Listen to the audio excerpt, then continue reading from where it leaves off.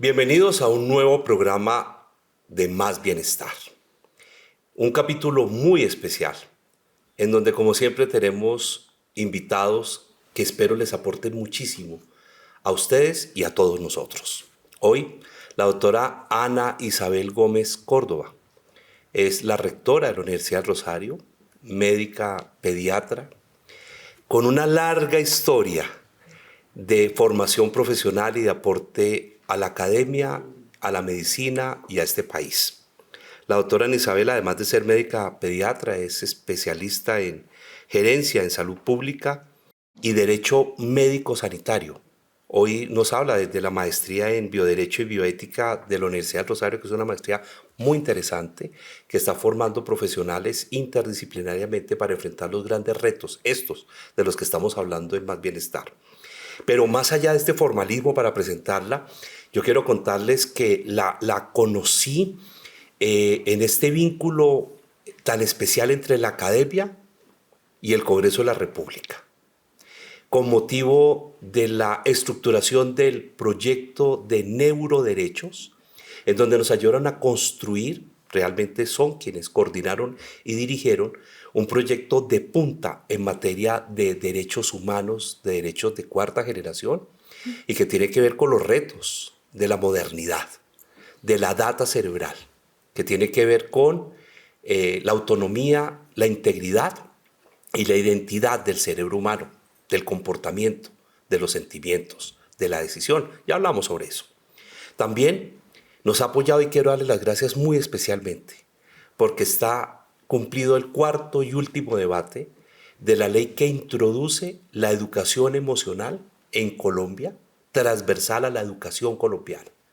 Es un aporte muy importante. Sobre esto se va a trabajar de aquí hacia adelante muchísimo, sobre todo desde la academia y desde los sectores educativos, para una transformación profunda de la educación colombiana. Y creo que este proyecto de educación emocional, que ha sido apoyado entre otras cosas también por la maestría de educación emocional de la Universidad del Rosario y por un equipo maravilloso, se convierte en una realidad. Ya cumplió su cuarto debate. Esa es la buena noticia que le queremos dar a los colombianos y ahí también. Y hemos empezado a trabajar sobre el derecho a morir dignamente. Lo iniciamos sobre muerte médicamente asistida, pero hoy una experta nos va a hablar sobre qué significa el derecho a morir dignamente. Ustedes dirán, oiga, pero ¿por qué Más Bienestar le ha gastado 2 programas a este tema tan complejo? Porque los temas complejos no los podemos evadir. Y porque es una realidad en la vida humana. Y porque Más Bienestar también invita a vivir la vida, lo invito y los invito a vivir la vida con plenitud, con alegría, con muchísima conciencia de lo que la vida maravillosa es y puede ser para cada uno de nosotros. Pero morir dignamente también es una reflexión acerca de los retos y los desafíos de la vida misma. Así que bienvenida, con enorme gratitud, doctora Anita, como le decimos todos. Muchísimas gracias, senador. Es un gusto estar con ustedes hoy acá. Me parece fundamental un espacio de educación a los ciudadanos en temas fundamentales, temas que nos corresponden a todos nosotros, en este caso el derecho a morir dignamente. Agradezco profundamente que desde este espacio de construcción de protección de los derechos de las personas, se interlocute con las universidades, con los académicos y se puedan construir proyectos ley que beneficien a la sociedad en su conjunto. Y el tema de derecho a morir dignamente, sin lugar a dudas, es un tema que nos corresponde a todos, porque todos nacemos, vivimos y en algún momento debemos morir. Y en todo ese ciclo vital se deben proteger los derechos y al final de la vida el derecho que se protege es el derecho a morir dignamente. Bueno, pues vamos a enfrentar este tema tan desafiante, pero lo hacemos incluso en un momento en donde el país se debate sobre la violencia que nos ha acompañado de manera lamentable, repudiable y rechazable. Y sobre muchas preguntas que se hacen los ciudadanos acerca de, por ejemplo, en qué momento una persona en estado crítico en una unidad de cuidados intensivos tiene el derecho a morir dignamente. ¿Cuándo se toma esa decisión? ¿Quién la toma? ¿Bajo qué criterios y argumentos se toma? ¿Qué es el derecho a morir dignamente? Bueno, el derecho a morir dignamente puede ser definido como un conjunto de facultades que tenemos todas las personas al final de nuestra vida. Esas facultades nos permiten tomar decisiones informadas en relación a nuestro cuerpo, nuestra vida, nuestra integridad, nuestra salud, inclusive nuestros datos. A mí me gusta mucho el derecho a morir dignamente porque en una sociedad en donde hay diversidad, hay distintas ideologías, distintas cosmovisiones, cada persona puede tener una visión distinta del derecho a morir dignamente. Quisiera en ese contexto mencionar cuáles son esos componentes de ese haz de facultades. Y cuando me refiero a un haz de facultades son las decisiones que podemos tomar al final de la vida. Entonces voy a enunciar algunas de esas decisiones. Por ejemplo, ¿quién me representa en la toma de decisiones cuando ya no puedo tomar decisiones? ¿Quién puede acceder a los datos de mi historia clínica? Si quiero morir en mi casa o quiero morir en un hospital. Si quiero o no quiero cuidados paliativos, procedimientos paliativos y dentro de los cuidados paliativos, si yo quiero o no quiero sedación al final de la vida o si optaría por lo que se denomina adecuación de esfuerzos terapéuticos, que es decir que no a algo que es inútil, desproporcionado, inseguro, contraindicado, peligroso y que lo único que va a hacer es prolongar innecesariamente la vida biológica, cuando ya no hay una esperanza de una vida con unas determinadas características de relación. También incluye decisiones como si quiero o no quiero hacer una voluntad anticipada y en el caso de la regulación colombiana, dentro de las circunstancias de la normatividad, si quisiera o no quisiera anticipar la muerte a través de dos medidas que sería la eutanasia y la asistencia médica al suicidio.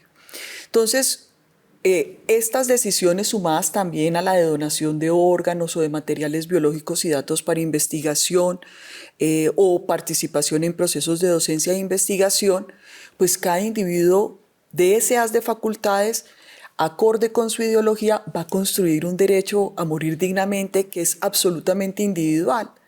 Por ejemplo, si yo soy una persona con unas convicciones religiosas, dentro de ese haz de facultades posiblemente entre si quiero o no quiero ser informado, cuidados paliativos, sedación paliativa, adecuación del esfuerzo terapéutico, rechazo terapéutico. Pero si no tengo ese tipo de convicciones y estoy en una situación extrema de sufrimiento que no ha podido ceder con las medidas de cuidado paliativo, de pronto sea una opción para mí la eutanasia. Entonces, yo creo que el derecho a morir dignamente representa lo que debería ser la sociedad colombiana en este momento. Un lugar en donde todas las personas cabemos, a pesar de que pensemos distintas. Y un Estado que respeta precisamente eso, que cada persona dentro de ese Estado de Derecho pueda decidir de manera diferente, respetándole sus derechos y siendo capaz de interlocutar, de dialogar para saber qué es lo que el otro quiere y necesita y dentro de los límites del marco jurídico poderle respetar su voluntad. En ese marco jurídico colombiano, hoy, ¿cómo está? ¿Qué avances tenemos en materia? Pues lo hemos discutido porque estamos discutiendo un proyecto de ley precisamente sobre el derecho a morir dignamente. Se trabajó más desde muerte médicamente asistida, pero la muerte médicamente asistida es un componente uno más de la generalidad de lo que tiene que ver con el derecho a morir dignamente. Eso lo aprendí de su señoría. Hoy, ¿cómo está el marco legal colombiano en esta materia? ¿Qué hemos avanzado? ¿Cómo está hoy Colombia en esto? Entonces, Colombia dentro del contexto internacional tiene un desarrollo jurídico muy importante en la temática del derecho a morir dignamente. Pero quisiera resaltar que reducir el derecho a morir dignamente a la muerte médicamente asistida, que es eutanasia, asistencia médica al suicidio, es un error, porque de la totalidad de decisiones que podemos tomar al final de la vida, pues generalmente esas dos representan un 3 a 5% de las decisiones que toman las personas. Por eso siempre se debe hablar es del haz de facultades completo. ¿Qué tenemos nosotros en Colombia? Tenemos una sentencia muy importante que es la que yo creo que da el origen al desarrollo jurisprudencial y normativo de esta temática, que es la sentencia del magistrado Gaviria, que en la década de los 90 despenaliza el delito de homicidio por piedad y permite la eutanasia en adultos en unas circunstancias muy específicas en donde media el consentimiento informado, la situación de enfermedad terminal y una situación de sufrimiento intolerable que afecta a la dignidad del individuo. A partir de eso, yo creo que el otro hito importante es la Ley de Cuidados Paliativos Consuelo de Saavedra, que habla sobre los derechos que tienen las personas con enfermedades crónicas irreversibles de alto impacto para la calidad de vida y las enfermedades terminales. Y ahí se alcanzan a describir algunos de estas decisiones que ya hemos mencionado, por ejemplo, la adecuación del esfuerzo terapéutico, los cuidados paliativos. Como es un término tan técnico, ¿qué es adecuación del esfuerzo terapéutico? Pues para que lo entiendan nuestros televidentes. Perfecto, la adecuación del esfuerzo terapéutico es cuando no existen posibilidades razonables de sobrevivir, cuando estamos realmente en una situación de final de vida o cuando la calidad de vida se ha habido afectada de tal manera que lo único que persiste es la vida biológica. En esos casos, los médicos tenemos el deber de no iniciar y retirar medidas que prolonguen innecesariamente el proceso de morir. Por eso, la adecuación del esfuerzo terapéutico busca la muerte oportuna. Así como antes hablábamos de muerte anticipada, que es eutanasia y asistencia médica al suicidio, la muerte oportuna es esa muerte que debe llegar en el momento natural. Y por lo tanto, cuando... O sea, no forzar más. No forzar más, no extralimitarnos. Más allá de lo que se debe hacer, que es una decisión muy difícil, ¿no? Pues claro, pero es un deber profesional. No iniciar y retirar medidas que solamente están prolongando el proceso de morir. ¿Qué medidas nunca se retiran? Las de cuidado paliativo, que son todas aquellas que buscan mejorar la calidad de vida dentro de ese proceso de final de vida. Y explicamos ahí un poquito, doctora Anita, los cuidados paliativos. Es muy importante que conozcamos que existe una especialidad médica que son cuidados paliativos. Los cuidados paliativos son fundamentales en el cuidado de la vida de los seres humanos. Normalmente la medicina se orientaba a la promoción de la salud, la prevención, el diagnóstico, el tratamiento y la rehabilitación de la enfermedad. Y cuando ya se habían agotado todas esas medidas, pues a veces se abandonaba el paciente, que era lo que sucedía hace muchos años. Lo que buscan los cuidados paliativos... Era cuando decía, lléveselo para la casa, ya no hay nada que hacer. No hay nada más que hacer. Y siempre hay algo que hacer. Inclusive en las enfermedades terminales siempre hay algo que hacer. Y ese algo que hacer es acompañar al paciente y a la familia con un conjunto de medidas que son médicas, psicológicas, de trabajo social, combinadas, que lo que buscan es mejorar la calidad de vida en ese proceso. A veces los pacientes se asustan cuando se propone una medida de cuidado paliativo y hay que entender que los cuidados paliativos no solo se limitan a las enfermedades terminales, sino en otras situaciones de enfermedades crónicas irreversibles de alto impacto para la calidad de vida, en donde hay dolor y sufrimiento, pues el cuidado paliativo también acompaña y puede acompañar durante años para que ese paciente y esa familia tengan calidad de vida. Yo quisiera rescatar una afirmación: siempre hay algo más que hacer. Así es. Y este es un llamado no solamente a la comunidad médica, sino también a los pacientes sobre la esperanza. Y ayer una persona me decía, ¿y cómo es eso de la voluntad anticipada? ¿Eso cómo es? ¿Eso es ante un notario? Bueno, y quien me lo dijo fue mi hija. ¿Sí? Con motivo de una conversación que tuvimos al respecto, me dice, ¿y esto cómo es? O sea, si yo soy testigo en este momento de lo que tú me estás diciendo, ¿eso ya es suficiente? ¿Cómo funciona eso? Muy bien. Para abordar esa respuesta quisiera cerrar el desarrollo jurídico y habíamos hablado de la despenalización del homicidio por piedad, de la ley de cuidados paliativos, y lo que sigue es una serie de sentencias constitucionales y de tutela que empiezan a poner sobre la mesa otros elementos de las de facultades. el rechazo terapéutico, que es decirle que no a algo que es útil, necesario, proporcionado. Es los pacientes que dicen, si hago paro no me reanime, si estoy críticamente enfermo no yo me lleve urgencias, si estoy en urgencias no me suba a cuidado intensivo, a pesar de que eso sería benéfico, pues la persona en el ejercicio de su autonomía no me intube, dice que no. Y también esas sentencias constitucionales y de tutela se han referido a las temáticas de anticipación de la muerte, de la eutanasia, tanto en adultos como en adolescentes y excepcionalmente en niños y niñas, ampliando la posibilidad en el ejercicio de la autonomía no solo a enfermedad terminal, sino también a lesión corporal y enfermedad grave. La última sentencia tiene que ver con la despenalización de la asistencia médica al suicidio. Entonces digamos que ese sería como el marco jurídico. ¿Qué nos falta? Volviendo a la segunda pregunta que usted me hacía, ¿cómo entonces uno activa el derecho a morir dignamente? Y estamos en la manera como se activa, que es informando a las personas de ese derecho, de ese haz de facultades, para que puedan decidir qué es lo que quieren. ¿Cómo lo pueden expresar? Y el ideal es poderlo expresar en una voluntad anticipada.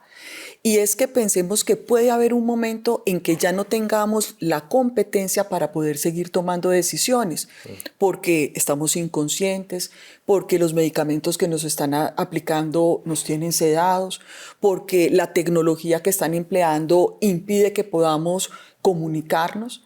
Entonces, en ese momento, cuando ya yo no puedo expresar lo que yo deseo, entra a jugar la voluntad anticipada, que puede ser un documento o un video o una grabación, pero que tiene que tener unos contenidos mínimos de información. Ahí estamos respondiendo a las preguntas que nos han surgido después del anterior programa. Pueden ser entonces cualquier medio que pueda probar la voluntad inequívoca del paciente.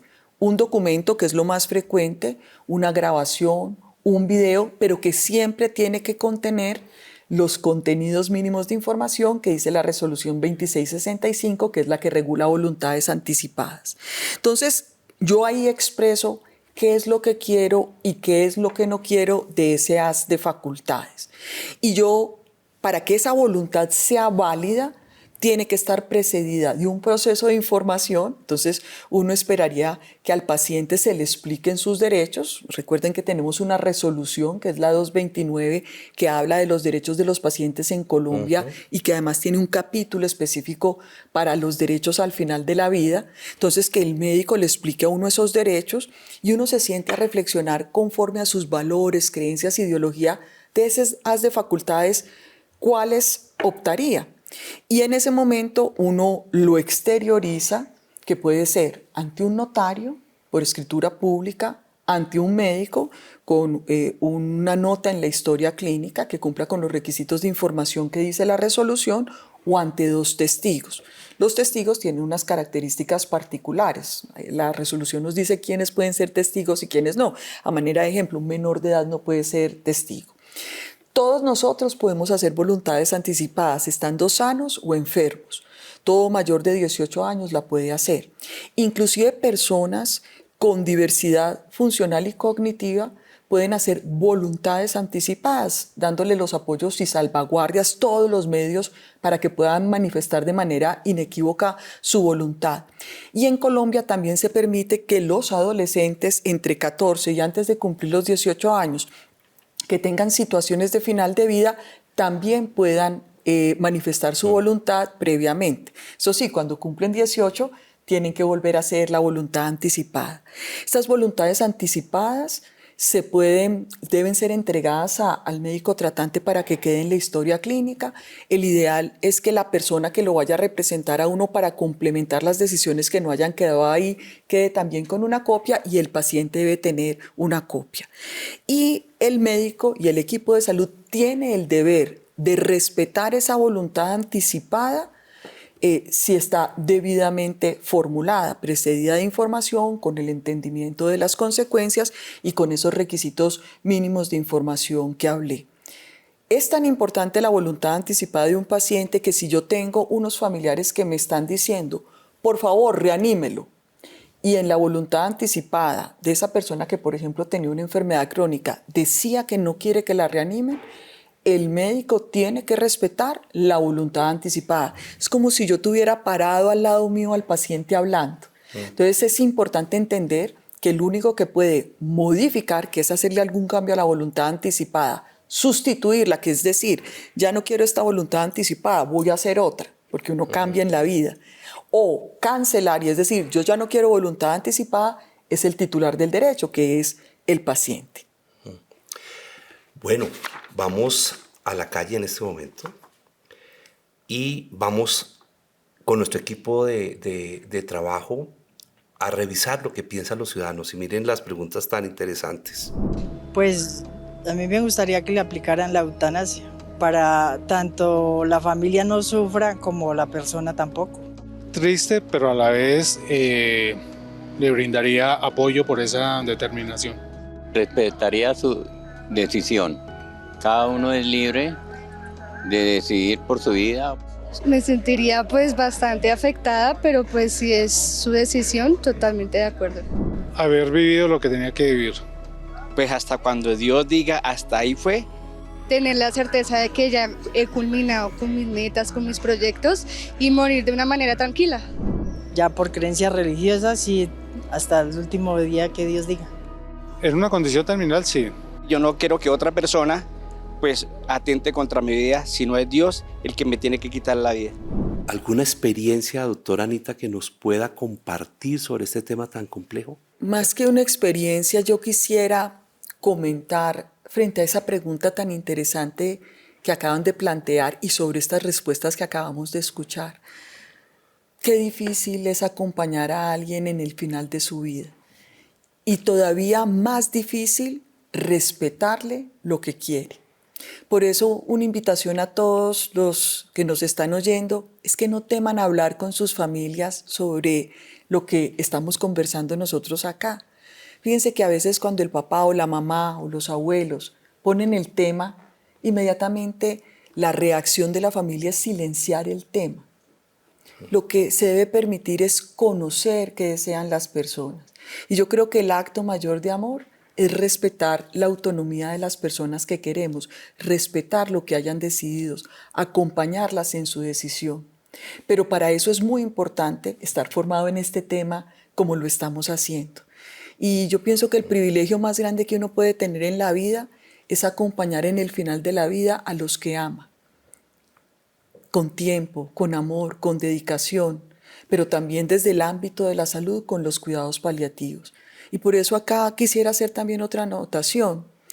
Los cuidados paliativos y el derecho a morir dignamente hacen parte del sistema de salud, hacen parte del derecho a la salud. Por lo tanto, es fundamental en esa protección del acceso de los ciudadanos al sistema de salud, proteger también todos los medios que provee el sistema para que independiente de mi edad o la región en la que yo viva o mi capacidad económica, yo tenga acceso a las de facultades completo. Y obviamente la reflexión que queda aquí la pude tener también en una conversación reciente, donde una conocida mía que vivía en el exterior, me la encuentro en un avión y me dice, vine a acompañar a mi madre en el final de su vida. Pero la gran satisfacción que me transmitió, a pesar de que falleció finalmente, o sea, me la encuentro en el regreso ya con su madre fallecida, pude disfrutarla plenamente y pude tener la satisfacción de que la acompañé y que siempre se sintió acompañada y que siempre supo que había un legítimo y muy profundo compromiso mío, su hija, con su bienestar, ¿sí? Con sus emociones y con su estar. Por eso cuando le preguntamos a alguien ¿cómo está usted?, deberíamos estar dispuestos a escuchar cómo está. Y deberíamos estar dispuestos a escuchar realmente empáticamente cómo está alguien. Eso se llama empatía. Y cómo nos está faltando como sociedad esa empatía. Ese es un llamado a todos, es un llamado a la comunidad médica, cuando fui gobernador en mi departamento, mi programa de humanización en salud se llamó Míralo a los ojos. Así se llamó mi programa.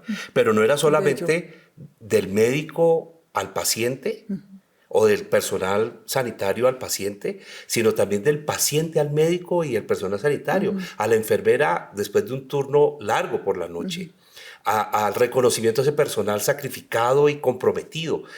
Empatía. Y esa empatía además funciona con algo que se llama no solo solidaridad, sino conciencia de nuestros deberes y de nuestros derechos. Así es. Ahí es donde se equilibra realmente el ejercicio mismo de la vida humana. Ha sido un programa muy interesante. Espero que ustedes también lo sientan de esta manera. Nos está ilustrando de qué forma sobre un tema tan retador y tan complejo.